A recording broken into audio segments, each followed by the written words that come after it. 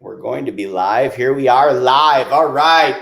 Thank you so much for tuning in, everybody, to the Provoke Coach podcast. And today I have a very special guest, somebody that has been a good friend of mine, and we've had countless, essentially behind the scenes conversations, not only about success and failures, but family life and business and sales. And I'm super motivated and pumped to have Joesph Munizaga on the show with me today. I call him Joey myself. Some people call him Joe.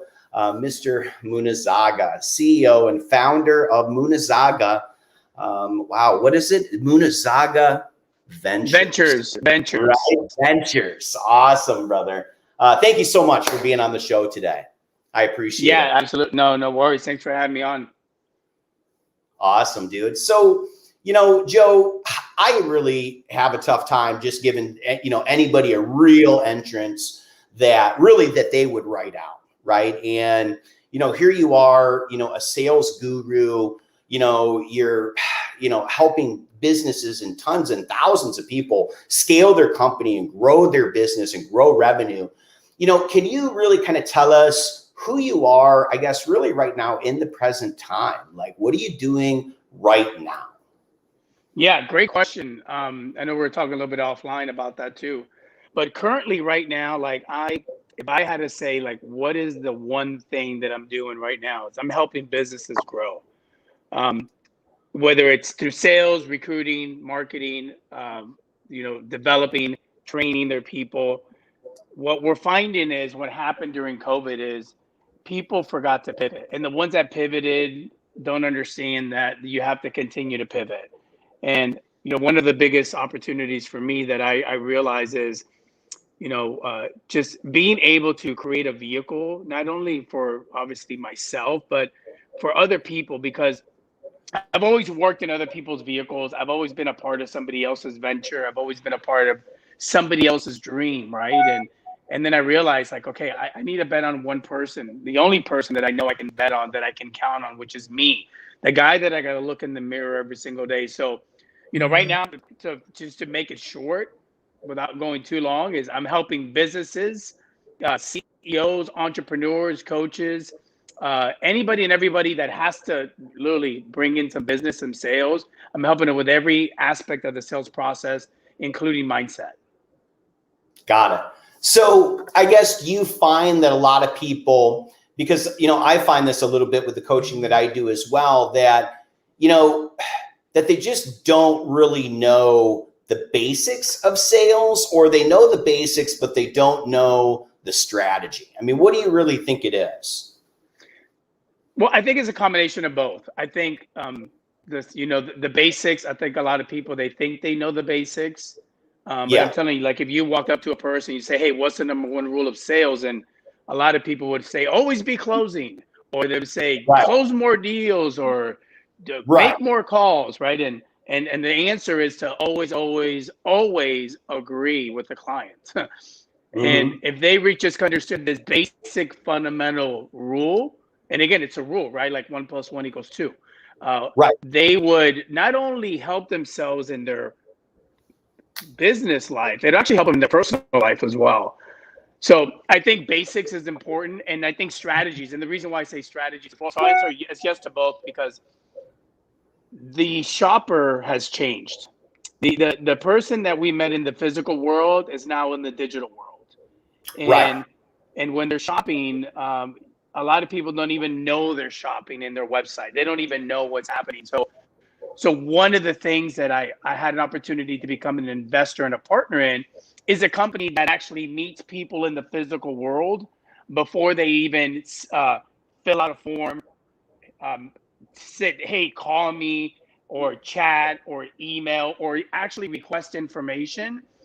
We developed this. Well, the owner and founder of Fuel is a company called Leads, and basically what they did is they actually were able to meet people in the physical world, because I think that's the key. You have to be able to catch them while they're looking, because by the time they call you, if you don't have a process in place and they hang up or they go somewhere else, guess what? They're not coming back.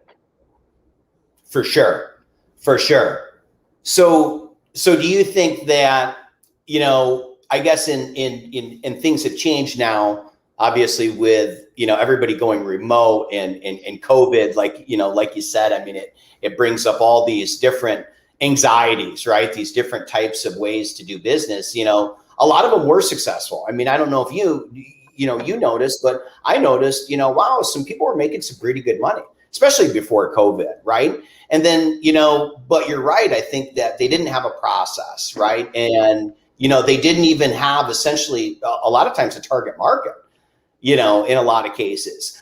But I want to ask you this, speaking of, kind of sales and really helping businesses scale their companies. So I guess, if you were to really kind of give a nugget to, these business owners out there that, they're looking to bring on a guy like, yourself to coach them in the sales process, because of what you've learned in this investment company. And I think I know what you're talking about. And, I agree 100%.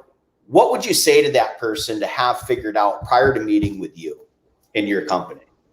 Well, I think the biggest thing is you got to look at your revenue, right? Where are you at? Where are you at this year? What was your target? And most importantly, let's just start with last year.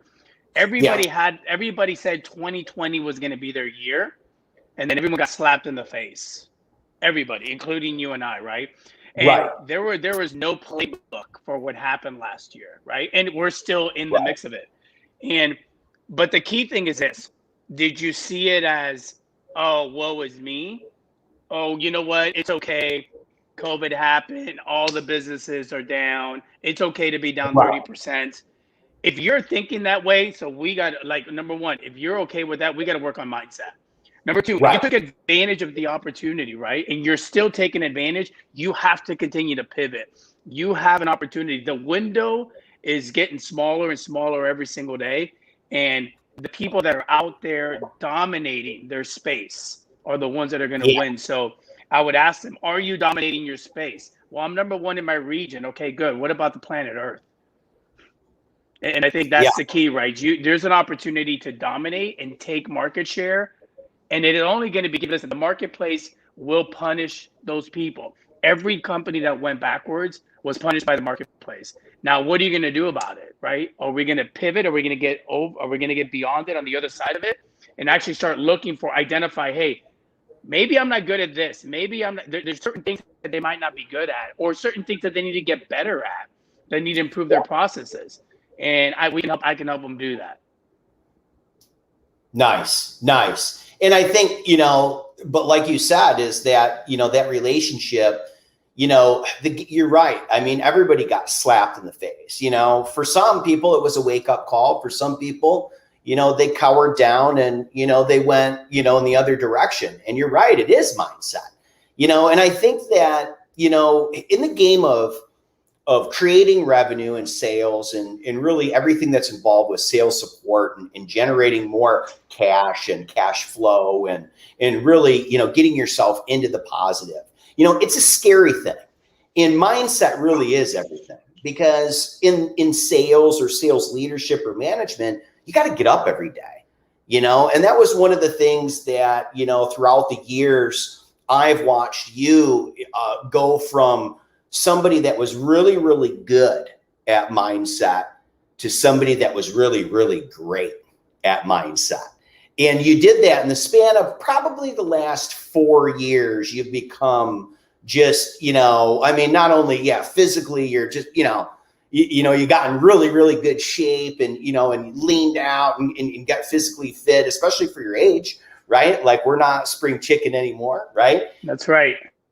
But mindset, I think you got sharper and sharper and sharper and sharper.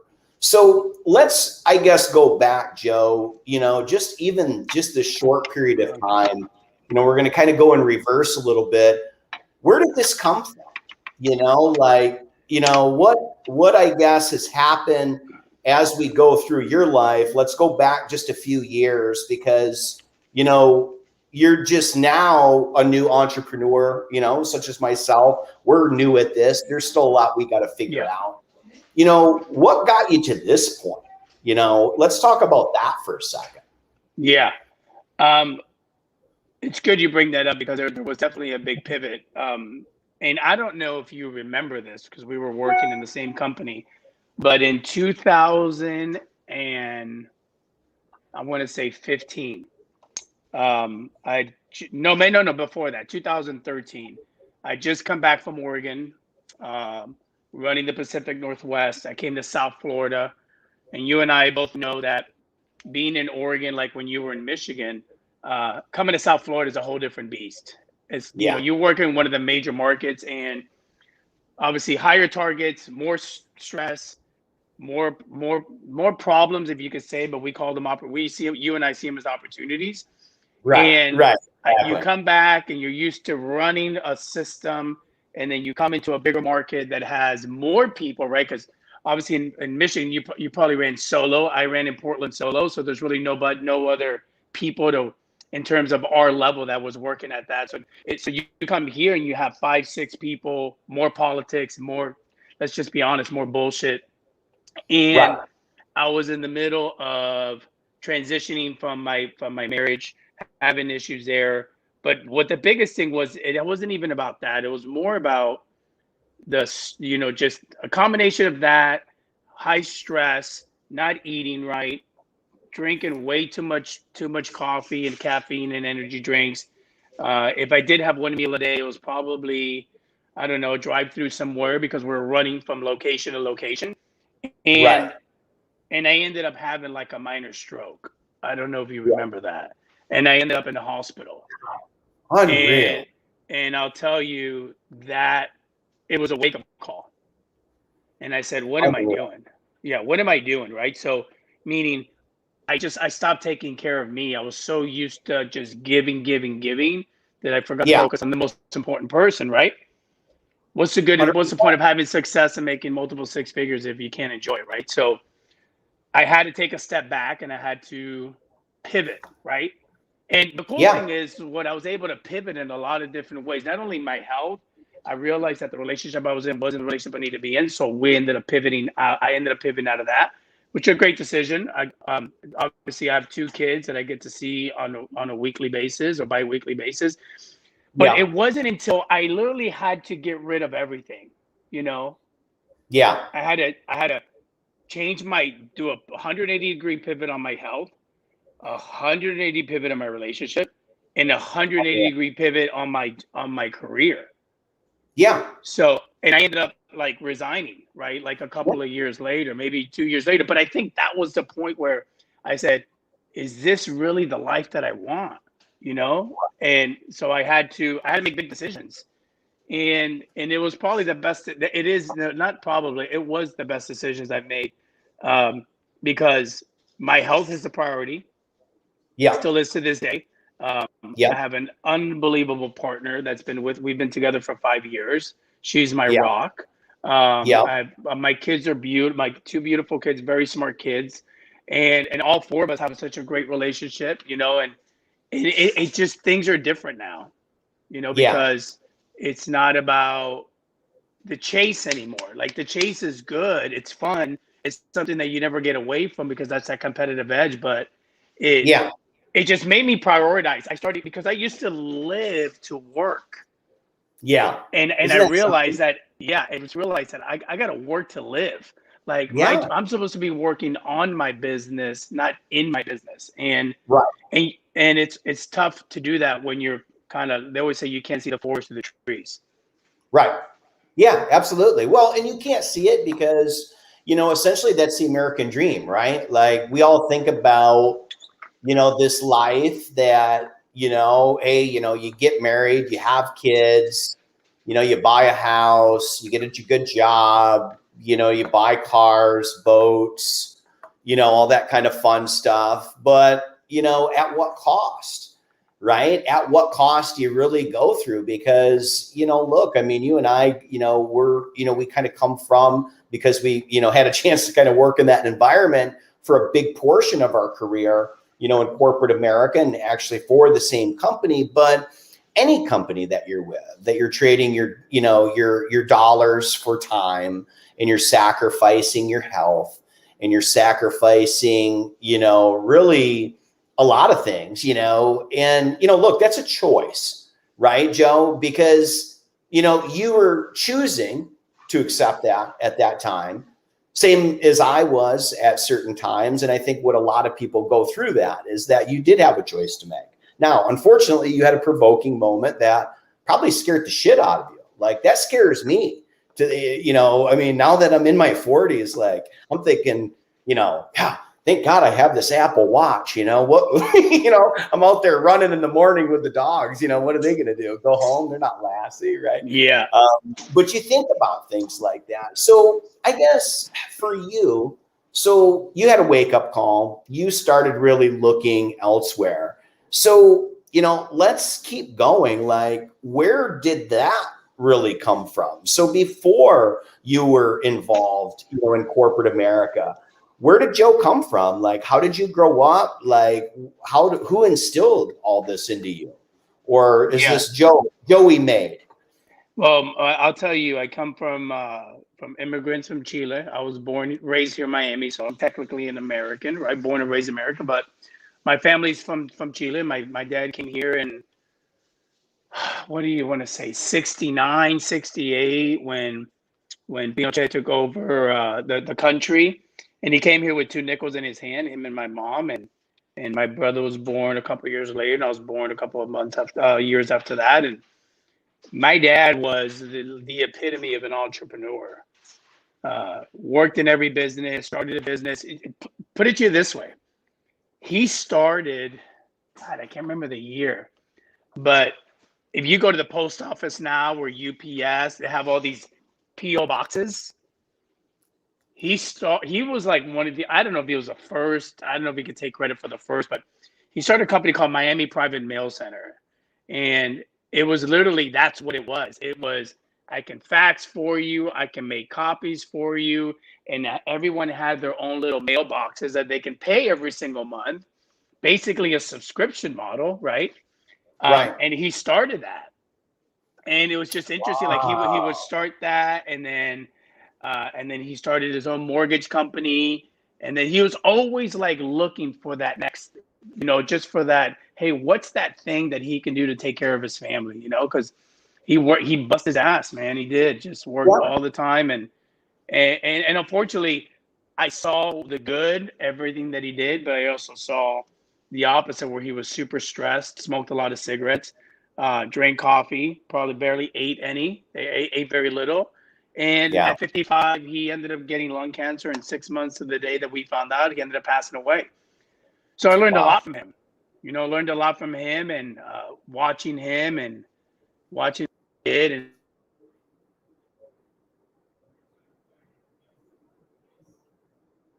did I lose you? No, you're there now. Okay. And then always producing, always looking for the next thing, always looking for opportunities. And again, it's kind of an interesting thing, because when I look back, is when my mom worked as well. Yeah. They both took themselves to school. My mom's 75 years old. She still works to this day.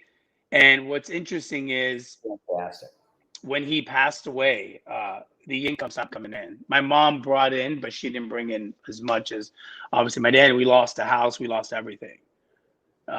So it was a very interesting time. And usually when families go through like a hardship, right? 2 things happen: either they get really close, or they fall apart, right? They separate. right? And my family got.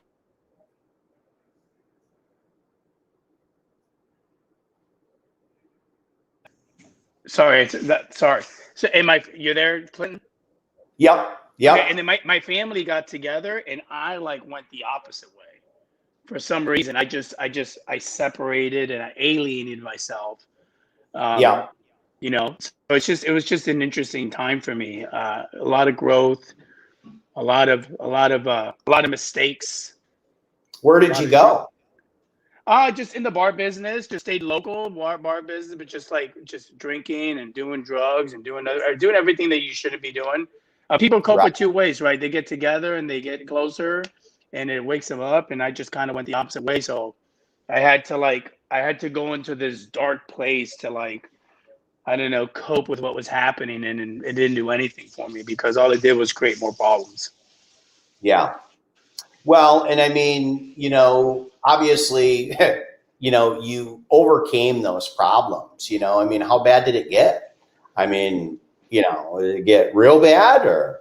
Well, this is long before you and I even met, about long before I even went to LA Fitness. I mean, it got so bad that I ended up behind bars. That's how bad it got.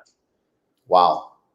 Yeah, doing stupid shit, making bad mistakes, looking for easy money. Wow. Well, and obviously, being, that entrepreneur mindset and that sales background, also comes with, I mean, we all know being in sales, we all kind of have a screw loose in us in one way, shape, or form, or we really wouldn't be in sales. Yeah. So at a young age, I know that, look, I got into a lot of trouble growing up, and, I did a lot of stupid shit, but I also know that you were, in the military, and you served our country. What, kind of what happened there, I Yeah, mean, did you that was and did great. that help?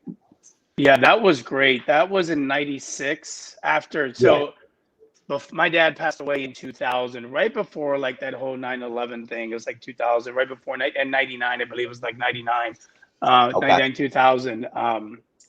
And so after high school, again, I was in the bar business, restaurant business, more importantly. Like I was 15 years old when I first got started working, and I worked I'll never forget, it was a Sunday brunch, 7 a.m. I got out at 12 and I made $100. And I was 15 years old. Nice. I'm like, wait, I'm not going anywhere else. I found, 5 hours, $100. I was on cloud nine at 15. So I stayed in the restaurant business. I was in the restaurant business for, wow, I want to say 13, 14 years. So what happened Wow. was after college, so instead of college, I went to college, but instead of going to college class, I wanted to work, I wanted to hang out. Again, that entrepreneur spirit, that work ethic that I learned from my dad, I moved up very quickly. I got the chance to open up a couple different restaurants as a traveling trainer for Outback Steakhouse. So at 18, I'm getting shipped to Chicago for 2 or 3 weeks to open up a store. I did such a good Wow. job that 3 months later they invited me back. So I was Yeah. chasing it was good. It was a career. I felt it was a career. I was growing. And so I ended up not going to school, right? Even though I could have gone to school for free basically because of my grades. So learned a lot there. And then I was at a point where I'm like, am I going to do this for the rest of my life? Or am I going to do something different? So I Right. never forget, it was like January of 96. And I walked into the military, like the recruiting store. And I said, hey, when's the next bus come out, leave for boot camp? They're like, oh, it was the 16th or something of February. They're like, oh, the 28th or the 26th, whatever. It's the 26th. So I went in there like, whether the 12th. And I said, great. If you don't put me on that bus, sir, I am not going. So what do we got to do? So we Wow. went, we did everything. We did all the applications. I did my ASVAB test, scored high. And 2 weeks later, I was on a bus to recruit training command in Chicago, where they call it Great Lakes, but in the Navy, you call it Great Mistakes because it is Wow. cold. Oh yeah. You can understand. About 2,000 or 2,500 recruits were all showing up for all walks of life, all over the U.S. And again, just goes back to that work ethic. I was the #1 recruit coming out of boot camp 8 weeks later, 9 weeks later, and getting the Military Excellence Award. My dad and my family got a chance to fly up to Chicago, watch me graduate in front of the Fantastic. entire team, like all recruits were all behind me. I was like the first person up front. And I came out of there on a high horse. Yeah. Went to San Diego, was #1 in my A school. Signed on for an extra 2 years, extended, so I went from 4 to 6. Started doing my C school. I had a 97-point average, #1 in my class, and my dad got sick, so I had to leave. But I'll tell you, the time in San Diego, working with guys, and what got me into the training space is when I was in San Diego, this was when creatine had just come out. EAS was a big thing, and and like nobody really knew what creatine was, and they were just kind of growing. So I built a team inside. We were right in Point Loma, and there was a lot of people going to Buds, right, for Navy SEAL training. And I was in the gym 2-3 times a day. I mean, I would eat, go to school, go to the gym, go to sleep. And I started training these kids. I mean, I was a kid at the time too, because they didn't know how to work out, they didn't know what to do, and they watched me, and I started helping these guys get ready for boot camp, for Navy SEAL Buds training, and to this day I'll never forget that, because what people think the biggest, strongest guys are going to make it is absolutely untrue. It was really the skinny guys that had the mental toughness that made it through. So I got a lot of internal commissions, if you can say, during that time, because I got a chance to work with a lot of guys and meet a lot of people and help them get through boot camp and help them got them physically ready. The mental part they had to get, obviously, and they probably had it, but it was really rewarding time for me at that time. And they ended up coming back, right? So I ended up coming back. My dad passed away, got back in the restaurant business. And then 2004, I couldn't do it. I'll never forget this. I was working in Coconut Grove. It was a Sunday night. Obviously, bars closed at 5. Maybe not nowadays, but back then they closed at 5, and you cleaned up for another hour and a half. And I'll never forget. I'm driving home, and it's Monday morning on US 1 South, and people are headed to work, and it's like 7 a.m. And of course, when you're in the bar business, you drink and you go have a couple of drinks after that. And obviously, I probably shouldn't have been driving that day. And I remember looking, it was 7 a.m. I remember looking in the mirror and I said, "What are you doing?" And I looked at I didn't like the person I saw. And I think it was a couple of weeks later where I ended up applying over at the corporate company we were with. And I got hired, and then I transitioned. I did both of those. And eventually I left the restaurant business and ended up working, where we were at for 13 years and ended up growing there too as well. So it's very interesting. Yeah, it was, I learned a lot. Everything I learned in the Navy, I still take today. Yeah. That was a provoking moment then.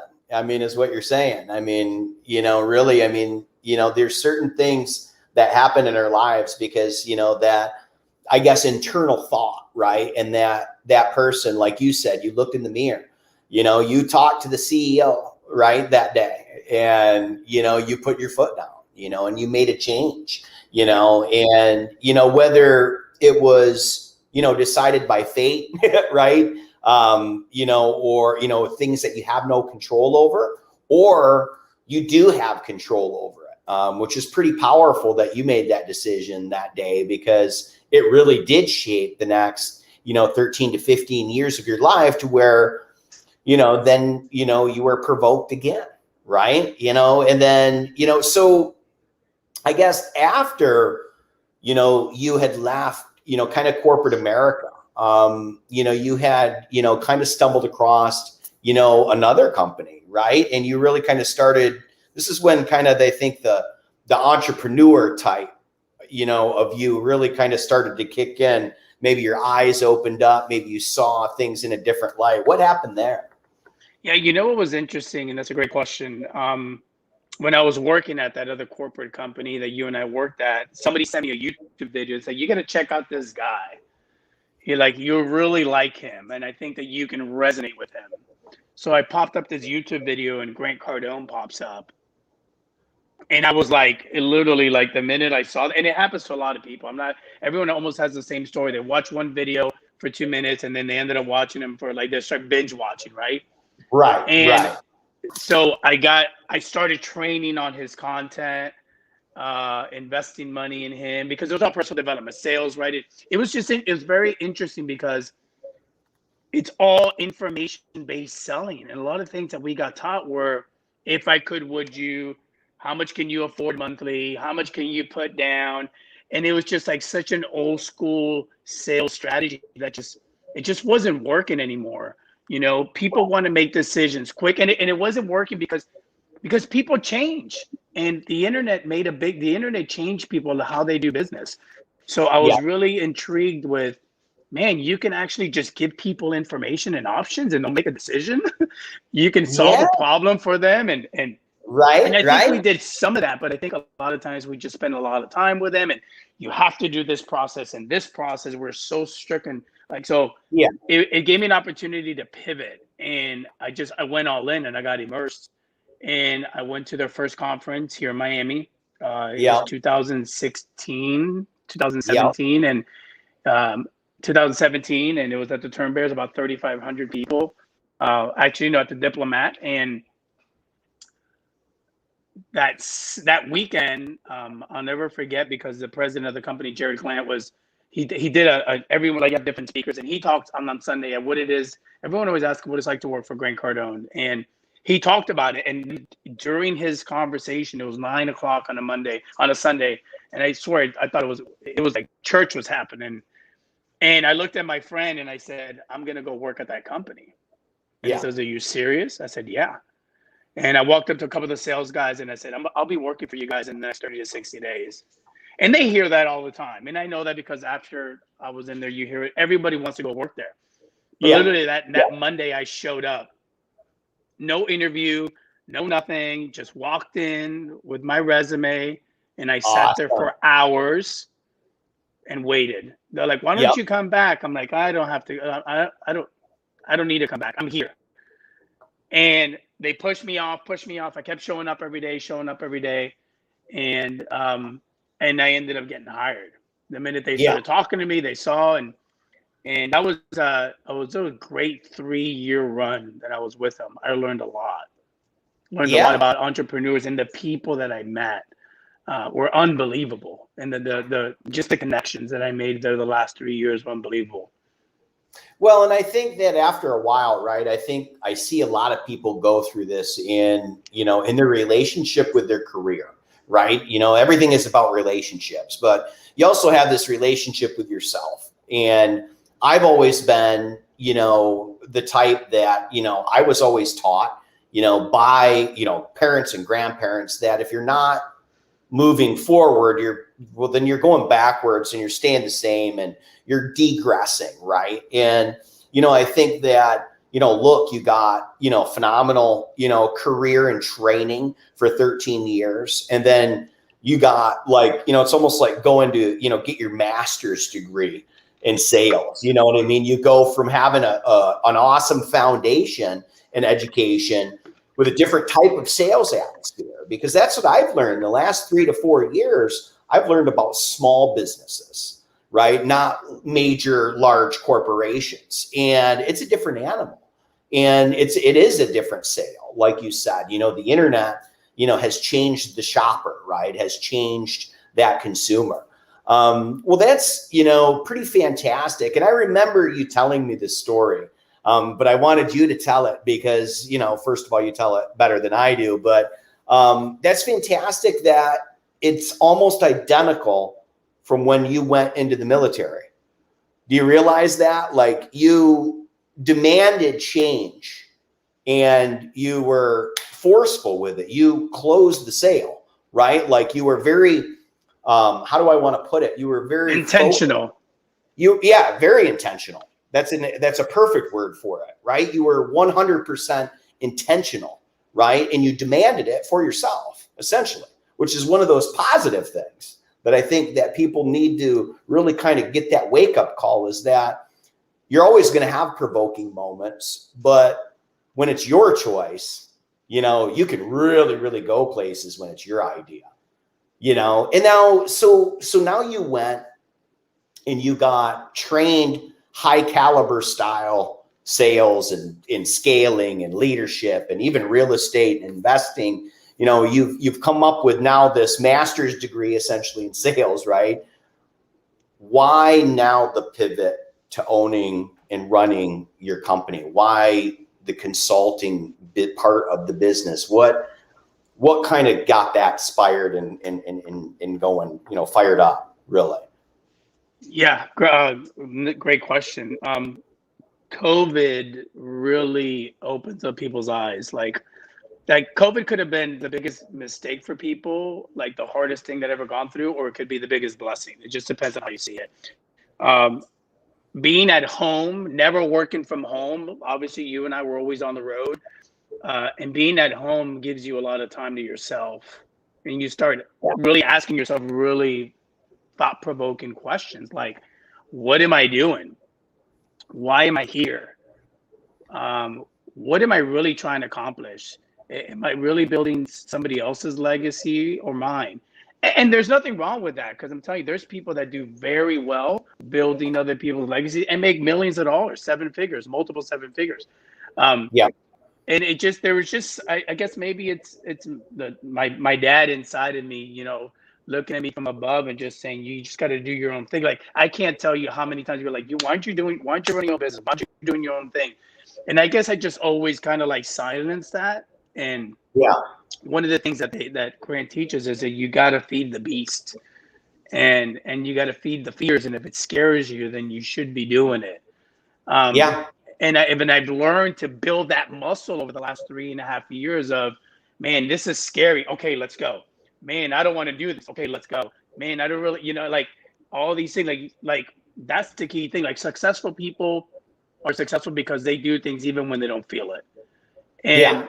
And I've learned to, and it only comes through movement. It's a really a quick decision to make that, to really to like say, am I going to do it or not? And I've helped a lot of people grow their business. I've helped a lot of businesses, small businesses, large businesses, medium businesses, really, like, they were just leaned on me for the information and the support. And I would just see them just thrive. And when I was sitting at home, I'm like, man, I can help a lot of people. And I've been helping a lot of people. But why am I not taking my own advice? And I think that's when I started, like, and my girlfriend told me that. She's like, you're really good at helping other people build their business. When are you going to do it for yourself? And she's really good at provoking me. Right. That's great. And that's why she's my partner, right? Because she knows how to push the right buttons. And it just started, like, I finally said, you know what? I think it's time. If not now, when? Right? And so I didn't have a plan. I still don't have a plan. I just knew that I had to do something different, and I had to bet on myself. So I transitioned. Now, the cool thing is that I could go out and write my own material. I could go out and shoot my own material, and I could do that. And it's going to cost me probably millions of dollars or a couple $100,000 to do that. So I got smart. I said, how do I get the best of both worlds? How can I sell myself, but not have to spend time, energy, and money on leveraging content that's already out there? And why have to recreate something? And I could obviously, as you go, you start creating your own. So I ended up becoming a licensee with Grant's team. And so I technically don't work there anymore, but I do work there in a place, think of like as a franchisee, right? So I have the licenses and the authority to sell his products, teach his products, and be able to like utilize his material anywhere. And the material that he has really talks about everything. And if you've never read the 10X Rule, the 10X Rule is an unbelievable book because it talks about having it all, right? Like, why not? And this is kind of what Provokes is why can't I have my finances, not necessarily in this order, my family life, my spiritual life, my emotional life, my physical life, my recreational? Why can I have my communal, right? Giving back to the community. Why can I have everything? Why is it just one or the other? And he really pushes the balance is to have it all. And we're spiritual beings put on this earth to have it all. So I realized, you know what? It's time for me to go after having it all. And I think that's what success is. Everybody's own definition, right? What they make of it. But for me, it's like to have it all. At what levels? That's up to you. But I want to be able to look at all those points and say, am I moving that graph, and is it moving forward in the right direction? So, and the only way I can do this is by having full control. And that's the biggest reason why I pivoted, because I wanted control. Well, and like you said, you know, is to have it all, but to have it your all, right, Joe? Because, you know, everybody's definition of, you know, their success is totally different, right? I mean, some people look at, you know, monetarily, you know, some people look at, like you said, you know, I mean, we could go down the line. They want to be able to provide, and they want to be able to give back.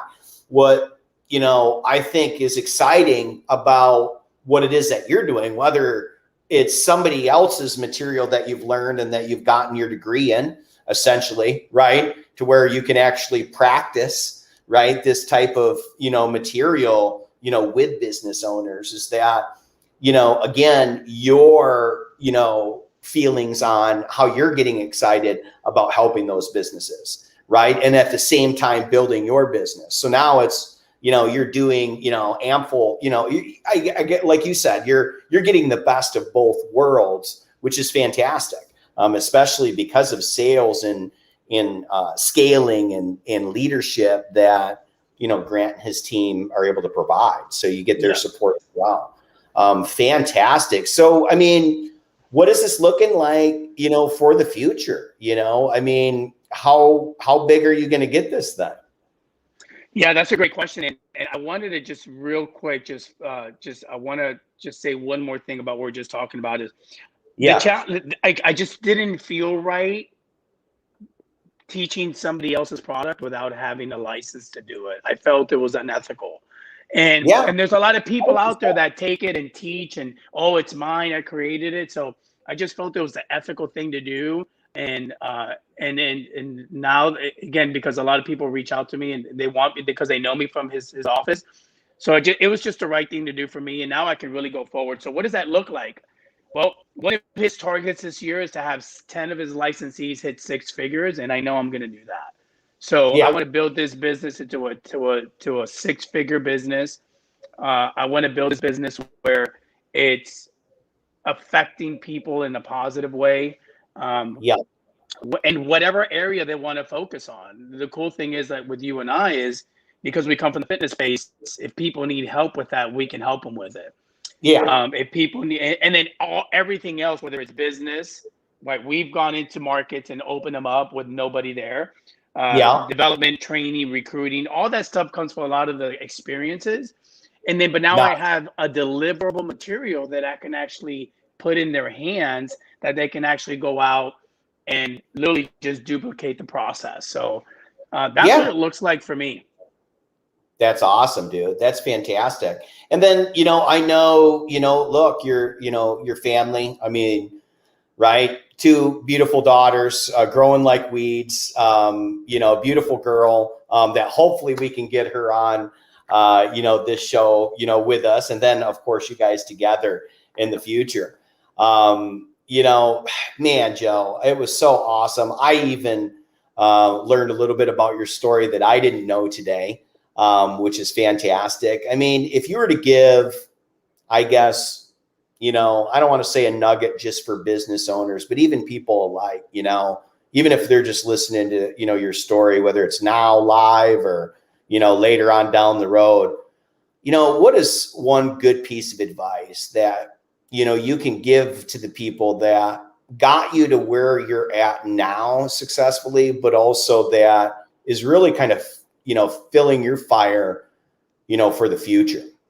Yeah. I can tell you this: consistency. Consistency is really what helps me stay kind of like grounded. What do I mean by that? Wake up early, 2 hours before you have to do anything. Have a very set morning routine. So if you got to be somewhere at 8, you need to be up by 6. Write your goals down every day, twice a day. That's 730 times a year. Even if you wrote them once a week, which is 52 times, and I write them 730 times, I'm gonna smash you every single time. Right. Because I have the full attention, right? And I'm not saying that in a demeaning way. I'm just saying I have a better chance because I'm looking at them every day and I'm focused on them. So wake up before the sun, which is basically 2 hours before. Write your goals down, including your affirmations and your gratitudes. That's part of your goals. Take a minute, write your gratitude list, do some affirmations. One of the affirmations that I say, I will do everything. I will do everything daily. The things I do, the actions I take daily will put me in a position to further my career. And get your workout and take care of your physical, because if you take care of your physical first, you can do anything. Yeah. And have a battle plan. Have some type of training. in the morning, because the first thing you put, like, don't pick up the phone when you first wake up. Put something in there that's going to be positive, whether it's, whether it's listening to the Bible, some motivational speaker, training, whatever that is, whatever you decide to do. I'm not here to tell you what to do, but I'm here to tell you that you should be listening to something positive. And then have a battle plan. A battle plan is different than goals. Goals is what you want to attain. A battle plan is, like today,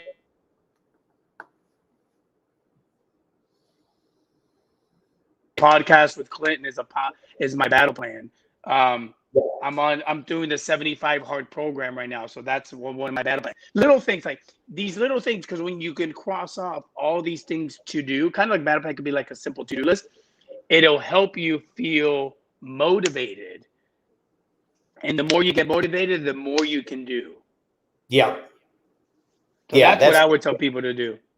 That's fantastic. That morning routine, you're absolutely right. I mean, all the things that you said, I mean, you got to smash those first thing in the morning, man. That's fantastic, dude. It's been such a pleasure having you on the call. We'll hang out here just for a little bit after we go live. But ladies and gentlemen, again, if you like this message from Joe, share them. Obviously, you can see the tickler at the bottom of the screen. That's been running this whole entire call, this entire podcast, rather. It's got all of Joe's information. Joe, where is the best place? I mean, where do you hang out most? Is it Instagram? Is it Facebook? Is it LinkedIn? Is it all the above? Talk to us. Where can people really kind of tune in for our audio customers? Yeah, so Instagram is probably the best one that you'll see me on. But I'm on Instagram, I'm on Facebook, I'm on LinkedIn, I'm on Twitter. But obviously Instagram's it's a big medium. So if you guys want to DM me on Instagram, you guys can find me on Clubhouse as well. If you guys aren't on Clubhouse, find me on Clubhouse, Joe Munizaga. I'm always there. I started hosting rooms, moderating rooms, get on stages. I'd love to connect with you guys there. So if you guys want to find me on the Clubhouse, I'm there as well. I'm telling you right now, Clubhouse is going to be a game changer. Yeah, absolutely. That's awesome. Thank you so much again, Joe. We appreciate it. And as always, guys, look, share this content, subscribe if you can. All the proceeds that we kind of try to, get from the audio program, we're going to be able to turn right back into our charitable organizations, kind of help them out with just anything that we possibly can. Joe and I's, obviously, this episode, we're going to go ahead and give to Joe's charity, one that he, kind of put together. So we'll get that later, guys. Thank you so much for tuning in live, and we will go ahead and talk to you soon.